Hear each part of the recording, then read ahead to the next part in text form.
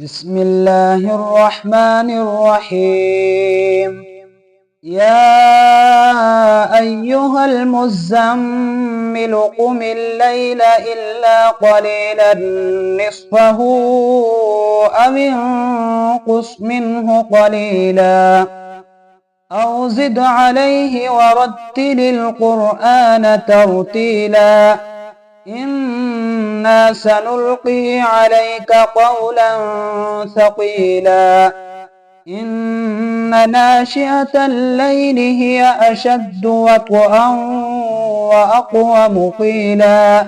إن لك في النهار سبحا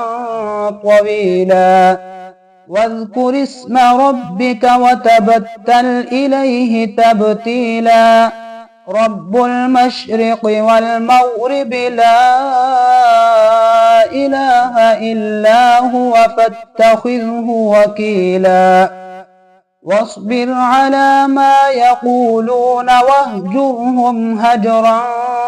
جميلا وذرني والمكذبين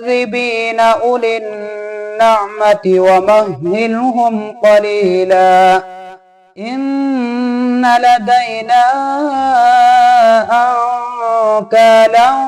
وجحيما وطعاما ذا غصة وعذابا أليما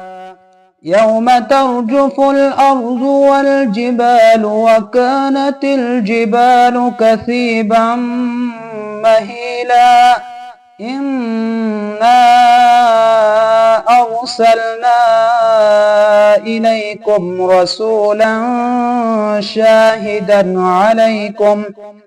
شاهدا عليكم كما أرسلنا إلى فرعون رسولا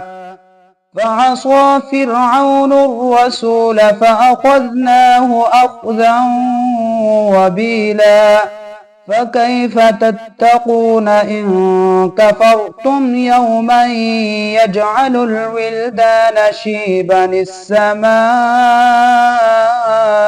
منفطر به كان وعده مفعولا إن هذه تذكرة فمن شاء اتخذ إلى ربه سبيلا إن ربك يعلم أنك تقوم أدنى من ثلثي الليل ونصفه وثلثه وطائفة من الذين معك والله يقدر الليل والنهار علم أن لن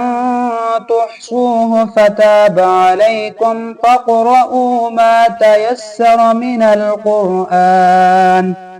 علم أن سيكون منكم مرضى وآخرون يضربون